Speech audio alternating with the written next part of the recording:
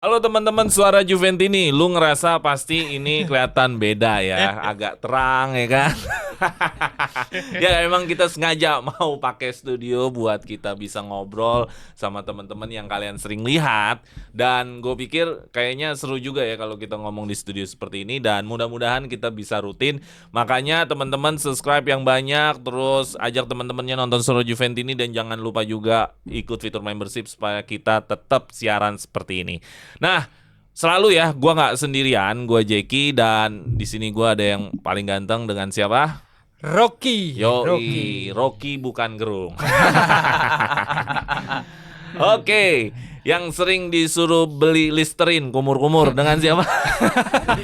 Halo, Suara Juventini, gua Adi, si pandit kumur-kumur.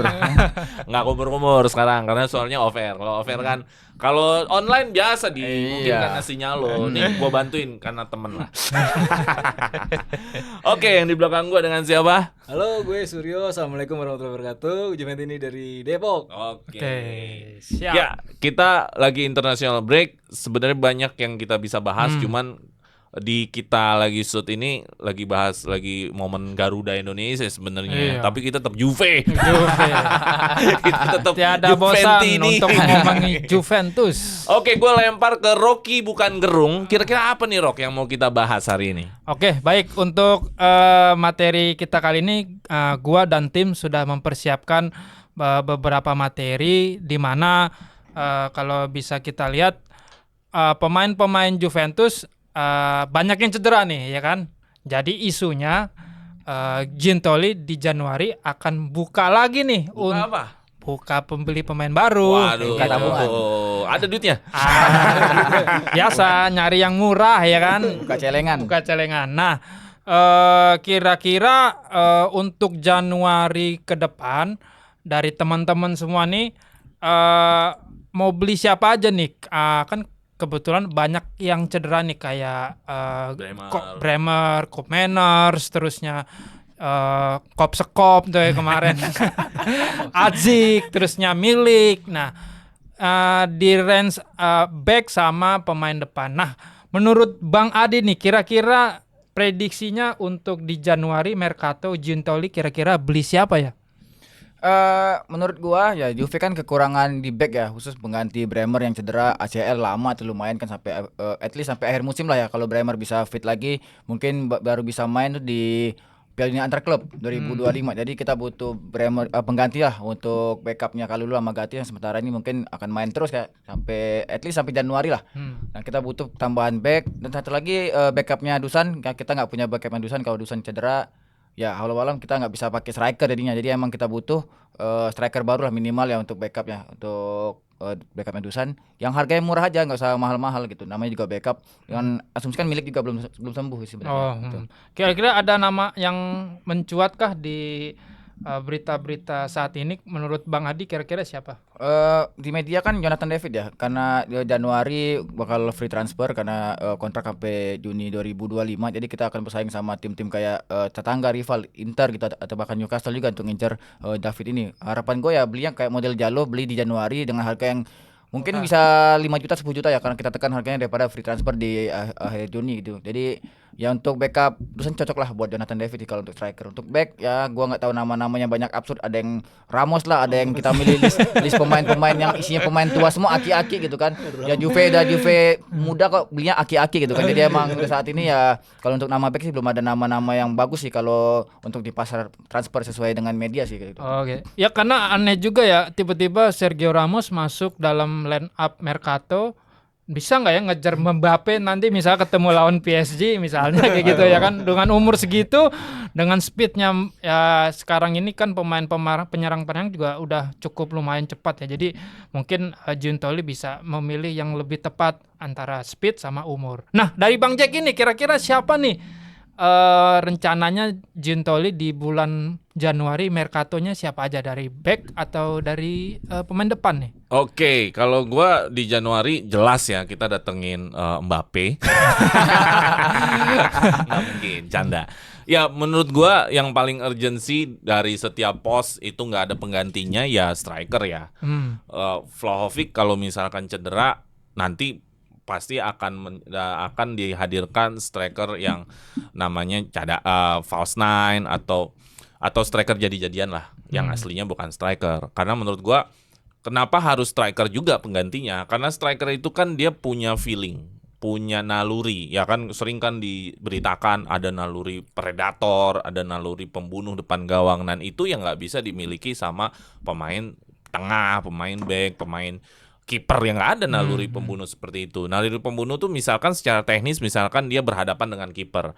Belum tentu loh yang berhadapan dengan kiper itu misalkan Kepren Thuram berhadapan dengan kiper sama Vlahovic, mungkin masih tetap Vlahovic karena dia striker kan. Tapi kalau misalkan Kepren Thuram belum tentu bagus berhadapan dengan kiper. Nah, jadi itu yang gue bilang bahwa di Januari itu sangat penting sekali, yang harus diprioritaskan menurut gue adalah malah striker. Cuman kayaknya nama-namanya sekarang kok malah lebih ke back ya. Malah ada Skriniar yang tadi malam kan kita juga udah bahas. Jadi kayaknya kok malah fokusnya ke back. Padahal back sebenarnya Cukup. menurut gua ya ada Kabal juga masih bisa jadi back. Ada Kalulu, ada Gatti, ada Danilo. Locatelli bahkan mau diformat jadi back. Jadi nggak ada isu sebenarnya. Maksud gua orang diformat tiba-tiba jadi back sama orang diformat tiba-tiba jadi striker, susahan mana? Back sih. Susahan Striker. striker dong. Striker. Karena striker kan harus ada hasilnya golin. Bener nggak? Benar. Jadi kalau misalkan posisi dadakan itu nggak bisa menurut gua seorang striker tiba-tiba misalkan Kopp Meiners dipaksa jadi striker, belum tentu juga loh bagus. Atau misalkan siapa Conceição, bocah cilik gitu. Striker nggak bisa. Jadi menurut gua memang harus striker dulu. Gak beli back justru di Januari gua nggak masalah sih sebenarnya gua. Tapi kalau striker, kalau bisa memang misalkan Vlahovic di sini nih, ya jangan striker yang di sini lah, minimal mendekati lah. Jonathan David gue setuju. Kalimendo kalau tanya lumayan juga sih. Cuman Sesko kemarin harusnya oke juga tuh Sesko.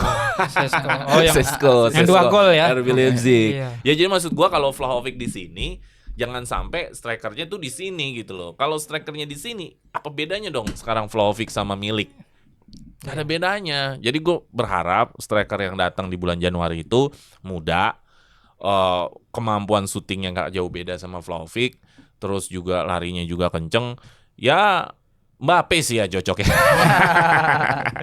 Ya kurang lebih gitulah maksud gue. Jadi di Januari itu gue nggak masalah sebenarnya nggak mendatangkan back, tapi yang paling penting striker. Jadi isu menghasilkan striker harusnya namanya harus lebih banyak dong dibanding back. Gitu. Berarti lebih ke striker ya. Iya, tapi kan nama-namanya kayaknya nggak ada yang paling mendekati gitu ya.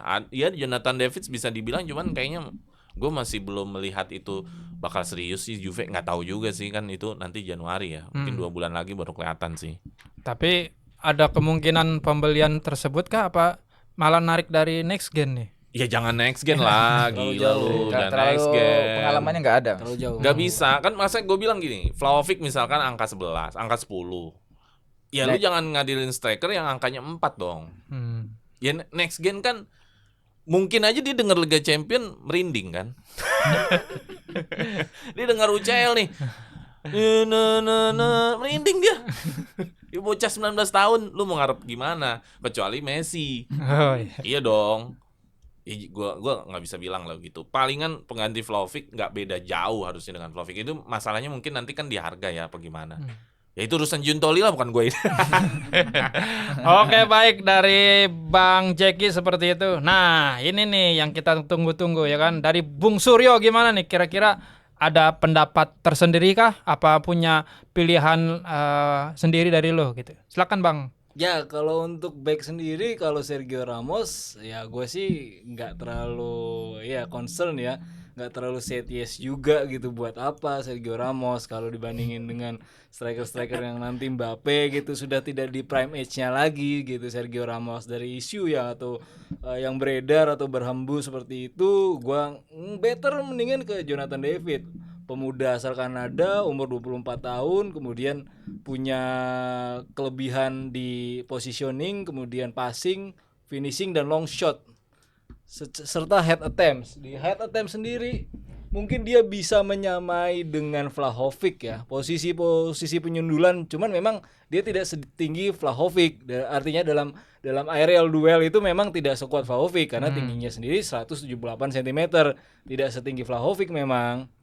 Tapi sebagai perbandingan tadi yang dibilang Bro Jeki tadi, kalau kita Vlahovic itu skornya 9 ya, walaupun kemarin sempat 80% gol ya match terakhir Jonathan, cuman nggak gol gitu. Ya seenggaknya nyari striker kayak Jonathan David ini dari klub Lille ini cocok lah untuk valuasi sekitar 45 juta euro. Oh, mahal. Tapi nggak terlalu jauh kualitasnya gitu. Backup yang berpotensi untuk oke gitu loh, dengan dia menit bermainnya itu kalau kita lihat historinya udah mulai banyak. Kemudian skillnya oke, terus ya cocok untuk melapis Vlahovic juga untuk tim sekelas Juve loh ini loh.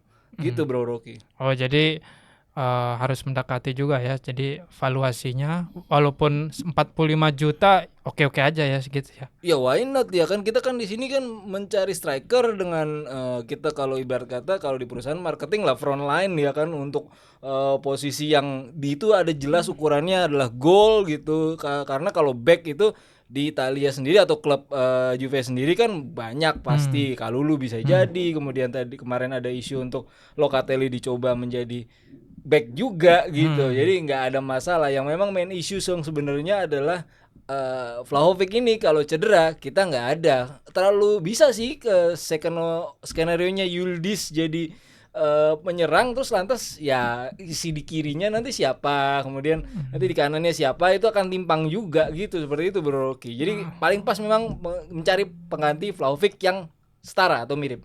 Oke, baik kalau gitu. Baik, mungkin segitu materinya, kita ganti dengan tema yang lain. Ironis nih ya kan. Kenapa ironis? Juve membeli beberapa pemain lini tengah seperti Koopmeiners, Conceição, Douglas Luiz. Nah, kenapa Douglas Luiz di antara pembelian ini yang tidak gacor nih ya kan? Udah belinya mahal dari Aston Villa, tapi kalah bersaing dengan pemain-pemain lain. Nah, kira-kira Bang Adi, apa permasalahan dari Douglas Luiz ini nih? Apa dia belum cocok dengan skemanya si Thiago Motta kah? Atau dia masih belum bisa beradaptasi dengan permainan di Liga Italia, karena biasanya di Premier League itu lebih kick and rush dan di sini lebih menunggu kalau di Liga Italia. Nah, kira-kira Bang Adi punya pendapat tersendiri kah mengenai Douglas Luiz ini yang kurang bisa unjuk gigi nih dibanding pemain-pemain kayak Conceição ataupun Koopmeiners maupun si Kopsokop itu ya kan. Silakan Bang Adi. Untuk kasusnya Douglas Luiz ya, ini kan sebenarnya gue juga sangat disayangkan membeli pemain yang sebenarnya emang bukan karakter Motta kalau kita lihat dari latar belakang klubnya sebelumnya ya. Aston Villa kan pelatihnya Unai Emery yang dimana mainnya bertahan ya, persis kayak Allegri, mainnya fisikal, terus juga mainnya counter attack. Terus ketika pindah ke Motta dengan paketan dengan pacarnya itu kan sebenarnya absurd ya, lu beli pemain cowoknya tapi juga beli pasangannya gitu. Jadi sebuah hal untuk bisnis juga sebenarnya. Jadi kita nggak tahu Douglas Luiz ini sebenarnya buat apa. Tapi ketika dia main dan tidak tweak dengan taktiknya Motta, itu kelihatan banget bahwa pemain ini biasa aja sebenarnya gitu. Tapi kita beli dengan harga mahal, beban harga juga sangat berpengaruh di sini. Pressure dia mungkin karena dia main di Serie A, pressure-nya nggak segede itu. Kalau dia mainnya di IPL dengan harga yang sama, habis jadi dimakan media gitu. Jadi emang di Serie A ya kelihatannya biasa aja. Teman kalau kita lihat taktikal Motta juga dia belum masuk, ya kita butuh waktu lah. Istilahnya mungkin at least satu tahun ya. Kita lihat musim depan gimana. Kalau emang satu tahun ke depan tidak juga perform, ya mohon maaf, harus dijual paling enggak. Kita nggak bisa lagi nungguin pemain yang harganya udah terlalu tinggi tapi skillnya biasa aja. Kalau sama Fagioli, kalau sama Locatelli yang harga di bawah itu sebenarnya. Jadi kan nggak make sense lah dengan harga segitu. Kita juga bawa pacarnya ke Juve Women cuma untuk main juga sama dia, tapi tiba-tiba dia nggak bisa perform. Cuma untuk main konten doang mah ngapain? Paket gitu. bundling nih kalau kita beli satu gratis satu gitu kan, nggak bisa kayak gitu. Jadi menurut gue yang Douglas Luiz emang saat ini masih butuh waktu lah untuk tahu bagaimana situasi di Serie A khususnya di Italia gitu. Terutama ya dia harus tahu taktikanya Motta berbeda sama Unai Emery. Oh gitu. Di timnas Brazil juga nggak masuk juga ya dia ya.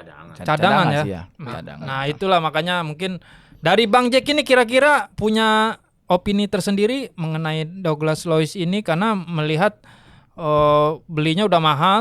Di Aston Villa kayaknya di YouTube bagus-bagus aja tuh ya kan. Semua YouTube bagus loh. Oh, Semua itu YouTube bagus. semua bagus. Mau pemain Lu juga main bola, ada klipnya juga bagus. semua pemain juga Semua YouTube pemain bagus. masuk itu bagus. Nah, Nggak ada yang jelek di YouTube. kira-kira Bang Jeki ada opini tersendiri mengenai Douglas Luiz ini? Kalau kata Adi kan dulu Unai Emery karena mainnya defense, terus masuk ke Mota yang mainnya attacking. Harusnya masuknya Douglas Luiz nih di era Allegri aja.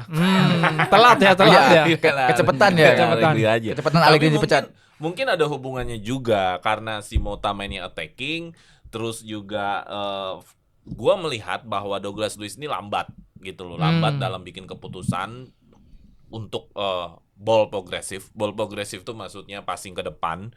Dia lebih cenderung masih membiasakan passing-passing aman, keep ball aja gitu, mempertahankan position ball aja gitu. Dan itu menurut gua yang menjadi pertimbangan kenapa Mota tidak memasang. Karena setiap pemain tengah itu punya karakteristik attacking gitu loh. Cop Manners umpan terobosannya bagus. Cop Manners masuk ke ruang-ruang penaltinya bagus. Cop Manners mampu shooting juga bagus gitu loh. Bahkan Cop Manners bisa main di flank terus dia crossing. Ingat nggak yang dia crossing ke Vlahovic yang Glaser, yang Vlahovicnya geblek juga. Itu kan bagus banget. Itu Cop Manners tuh. Iya kan? Kita ngomongin lagi siapa? Locatelli long pass-nya bagus. Long pass untuk hal-hal progresif ya ke depan. Terus kita ngomongin Fagioli jelas ya. Fagioli area bermainnya itu sangat mobilitas. Ke kiri, ke kanan, ke depan, ke belakang segala macem.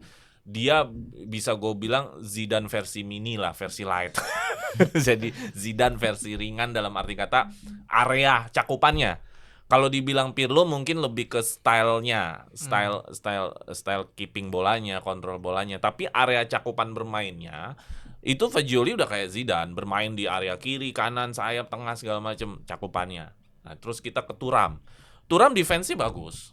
Thuram defense ini bagus. Dia berani duel segala macam, kakinya panjang, duel udaranya bagus. Mungkin memang tidak terlalu terlihat ya pemain tengah ini si Thuram. Jadi kalau gue urutin Cop Manners, kedua itu adalah Fagioli, ketiga itu adalah Locatelli, keempat ada berapa sih pemain tengahnya?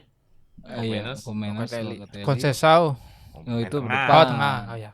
Iya kan? Cop Manners. Thuram ya mungkin Thuram Fagioli. itu terakhir sebelum Douglas Luiz. Nah ini Douglas Luiz untuk hal-hal yang berkatakan attacking belum kelihatan karakteristiknya mau di sisi apa gitu. Apakah lebih ke umpan progresi ke depan ataukah carrier bolanya gimana. Jadi cenderung lebih mengamankan bola aja gitu loh. Kalau mau defense-nya juga nggak sebagus Thuram atau sebagus Locatelli. Kalau attacking-nya juga nggak sebagus Cop Manners atau Fagioli. Jadi kayak serba nanggung gitu loh maksud gua. Jadi ya menurut gue sih udah saatnya memang Douglas Luiz menentukan karakteristik yang bisa di-upgrade dari dia gitu. Gue sih berpikir mungkin kalau dia nanti di Coppa Italia bermain di nomor 10 apakah mungkin bisa lebih nyaman, nggak tahu juga. Coba aja nanti kalau di Coppa Italia. Coppa Italia kita lawan siapa sih? Cagliari. Nah, kan coba aja. Di Desember apa Januari. Nah, Ya biar kopnya istirahat. hal ini sudah termasuk hitungan mubazir belum? Ya Hitungan belum lah, Belum. mubazir dikit-dikit Belum mubazir. semusim Mas Oh, mubazir. baru 7 game mubazir belum lah. Kan banyak tuh ya kan berita-berita di sana menyatakan udah beli mahal-mahal nih kayaknya salah beli nih kayak gitu kan Investasi banyak kayak bodong. gitu. Ya Nah, kan informasi kan sekarang terlalu deras ya. Maksudnya zaman sekarang kan terlalu sosmed minded. Apa kata orang langsung ya menandakan bahwa generasi instan lah, generasi yang pengen serba cepat-cepat segala macam lah. Jadi dulu kan kita ngelihat pemain bola itu kan nggak bisa lihat 1 game 2 game kan. Dulu sebelum ada sosmed ngelihatnya kan 1 musim, 2 musim, 3 musim. Karena ini udah generasi cepat informasinya, jadi ya wajar banyak suara sumbang Douglas Luiz bla bla bla bla. Tapi kalau untuk penilaian di Juventusnya nggak bisa. Kalau suara-suara di netizen itu hal yang wajar karena memang Iya, terserah. udah generasi begini hari ini gitu loh. Lu kalau jadi pemain bola jelek besok juga langsung bilang lu turun lu. Cadangin out. Iya, out lu. Gitu. Padahal baru main 10 menit, Bang. Atau El Kan Clemer. bisa. Iya kan, Udah dapat enggak? julukan El Gitu Clemer. loh. Emang udah begitu gitu. Dunianya udah memang begitu. Jadi karena cepat kita menyampaikan sesuatu informasi jadinya cepat juga gitu dalam menyimpulkan sesuatu. Oke, dari Bang Suryo seperti apa pendapatnya tentang Douglas Lewis ini, karena melihat kurang bisa atraktif kalau kata Bang Jeki ini. Apa punya pendapat atau opini tersendiri kah dari Bang Suryo? Silakan, Bang. Ya gini, jadi Douglas Luiz itu kan memang pemain Brazil yang tadi Bro Adi bahas. Kenapa harus satu paket? Mungkin dari sisi bisnisnya adalah Alessa Lehmann itu followersnya lebih banyak daripada Juventus Woman. Nah, itu jauh lebih banyak kalau diperhatiin Instagramnya. Itu dari sisi bisnis. Mungkin Juve mempertimbangkan ke situnya, dan jangan lupa Mota itu punya formasi 4-4-1-1. Nah, di situ mungkin Douglas Luiz ini dibutuhkan. Artinya formasi yang pernah gue bahas juga itu Testudo, ketika dia rapat banget, yang seseorang di midfield yang punya kemampuan atau ability keeping the ball, artinya tidak terlalu deras melancarkan ke depan juga pada saat bertahan. Kalau kita perhatiin Douglas Luiz ini kan terakhir kemarin juga di menit-menit agak-agak akhir ya untuk menggantikannya. Nah, di situ ketika keadaan dalam tertekan, mungkin Fagioli atau katakanlah ditukar dengan Douglas Luiz terus, atau masuk Thuram, kemudian ditukar sama si Koopmeiners. Nah, di sini kesempatan sebenarnya. Kalau Koopmeiners-nya cedera, berarti Douglas Luiz apakah ini adaptif langsung dari setelah 7 Giornata ini berjalan, dia mampu nggak menyesuaikan diri untuk setidaknya mempercepat aliran bola dari tengah ke depan, lebih cepat alirannya gitu, atau tidak. Memang tidak harus terburu-buru karena 5 kompetisi ini sangat padat di musim ini gitu. Butuh kedalaman skuad juga gitu. Kalau memang tadi Bro Jeki menyayangkan, kalau gue memberi kesempatan gitu, itu kasihlah kesempatan dulu gitu, karena dari segi bisnis pasangannya juga ya, walaupun memang di beberapa media ada pasangan juga mengeluhkan kenapa gajinya nggak sebesar Douglas Luiz, padahal itu Udah paket bundling dia. iya, padahal paket bundling kan. Sementara Alessa Lehmann itu followersnya jauh lebih banyak dibandingkan dengan Juventus Women sendiri. Nah, mungkin ini dari segi bisnisnya, di mana Plot twist kali ya. ya mungkin dari situ ya, Juve juga butuh income juga untuk memperbesar Juventus Woman, dan mau nggak mau ini kan kayak ini ya, Romeo and Juliet mungkin ya kan, harus barengan atau satu paket seperti itu gitu. Kalau tadi dibahas sama Bro Adi, Unai Emery itu mainnya defensif, pada saat Mota datang kemudian attacking. Nah, tapi ada dia pernah Mota itu pakai formasi 4-4-1-1. Nah, di situ yang butuh tuh.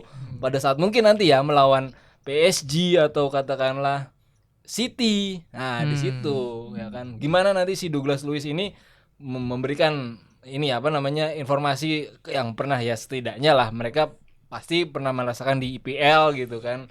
Gimana sih cara adaptasinya si Juve ngadepin City atau ngadepin counter si PSG, caranya gimana gitu. Karena ya memang PSG sama City kan memang inilah Kita ya. ada lawan PSG. Kalau nanti di UCL misalnya ketemu. Oh, misal. Kan gue bilang karena lu nyebutin City juga, gue pikir. kalau City ya jelas ya. Tapi kalau ketemu yang macam misalnya lawan PSG atau City gitu loh. Maksudnya gitu. PSG udah gak jago lah, Sur.